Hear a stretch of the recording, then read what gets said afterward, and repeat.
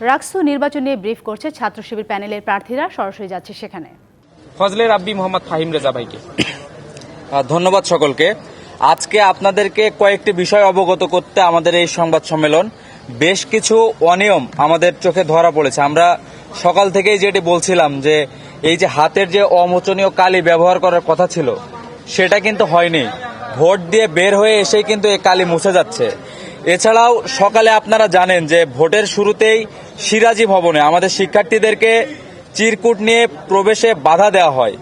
এরপরে ডিমসে, রবীন্দ্র ভবন, জগদীশচন্দ্র বসু ভবন সহ একাধিক জায়গায় এমন ঘটনা ঘটেছে। অথচ নির্বাচন কমিশন প্রচারপত্র বা চিরকুট নিয়ে প্রবেশে অনুমতি দিয়েছিল।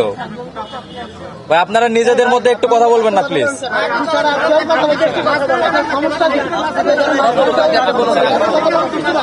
আচ্ছা, একটু কথাগুলো শুনি ভাই।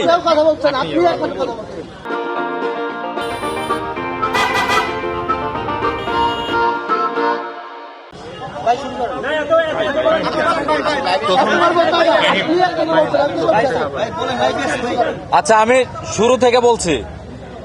আমরা সকাল থেকে দেখছি যে সিরাজি ভবনের সামনে, সকালেই সিরাজি ভবনের সামনে আমাদের শিক্ষার্থীদের চিরকুট নিয়ে প্রবেশ করতে দেওয়া হয়নি। এর পরপরই আমরা দেখছি যে ডিনস কমপ্লেক্সে, রবীন্দ্র ভবন, এরপর জগদীশচন্দ্র বসু যে একাডেমিক ভবন আছে সেখানে শিক্ষার্থীদের চিরকুট নিয়ে প্রবেশ করতে বাধা দেওয়া হয়।